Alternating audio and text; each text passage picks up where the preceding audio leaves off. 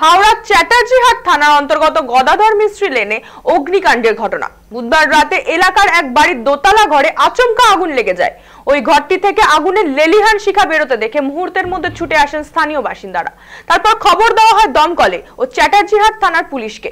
অল্প সময়ের মধ্যেই ঘটনাস্থলে পৌঁছায় দমকলের একটি ইঞ্জিন ও পুলিশ বাহিনী। প্রায় ঘন্টা খানেকের প্রচেষ্টার পর আগুন নিয়ন্ত্রণে আসে। দমকল সূত্রে খবর, আগুনের জেরে দোতলার ঘরের সব আসবাবপত্র পুরো ছাই হয়ে গিয়েছে। পাশাপাশি ক্ষতিগ্রস্ত হয়েছে ঘরটিও। তখন ওই বাড়ির নিচের তলায় ছিলেন বৃদ্ধ বাবা মা আর ছেলের বৌমা, কেউ ছিলেন না।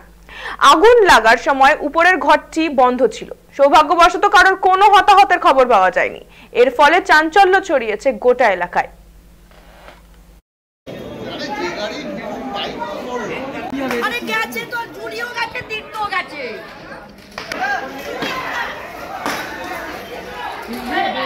আটকে গেছে।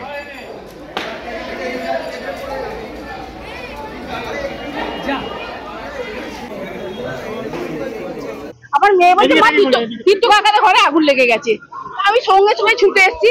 ওদের বাড়িতে তীর্থবাবু ছিল না, মানে ওনার ওয়াইফও ছিল না, শুধু মা বাবা ছিল। মা বাবাকে ডেকে বাইরে বার করলাম, বার করে সব লোক ডেকে সিলিন্ডার বার করা হলো। বার করে তারপরে আমাদের দমকলকে খবর দেওয়া হলো। সে আমাদের শুনছে না, সিগম করতে তবে দমকল এসছে। সেটা বোঝা যাচ্ছে না। তার মা বাবা কিছু জানে না, ওপর তো বন্ধ করা, ছেলে বউয়ের ঘর, আর মা বাবা নিচে থাকে।